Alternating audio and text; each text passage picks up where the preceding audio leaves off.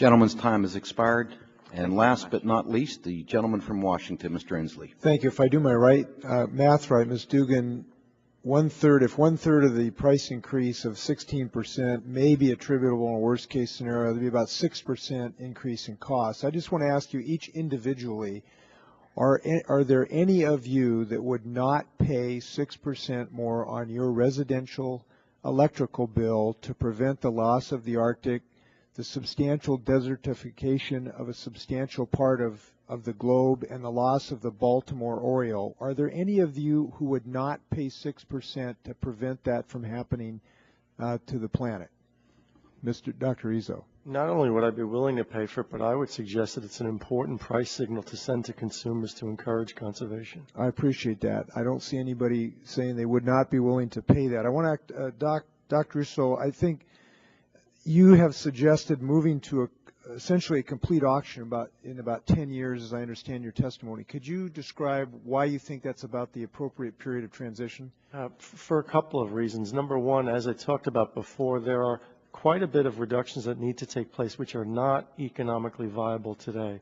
Even though 7 gigatons should be done right now, there's a substantial amount in the renewables area and in the nuclear area that requires some additional technology advancement. We believe nuclear is a part of that solution. If we made a decision to build a nuclear plant today, it would probably take 10 years before a kilowatt hour could come from that plant. So that was how we picked the 10-year period.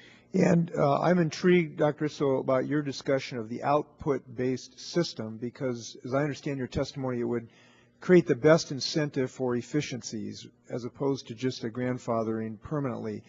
Could you again describe why you think that's pivotal to give the right incentive for efficiencies? Sure. What consumers are looking for from us as producers are kilowatt hours. They're not looking for CO2. So what we think makes sense is to then reward companies that produce more kilowatt hours with less CO2. And by updating that every year and determining how to allocate those resources, you are encouraging new entrants to provide new technologies that are low carbon or zero carbon emitters. Anybody else like to comment on that in the panel? Yeah, I would like to comment on that. The problem with that sort of updating approach is that it actually incentivizes businesses to stay in business and to continue to produce even when they may be high emitters, and so you end up with an extremely high inefficiency. The cost of a cap with that kind of updating can be much higher than the cost of a cap without that kind of updating. So it does create inefficiencies in the system. I'm not sure I understand that. I'm going to have to call you at some point and talk about that. Dr. Burchard, did you want to? Well, I would just like to add to this that there are a variety of ways that you can give emission allowances away for free, and some of those ways have incentives embedded in them.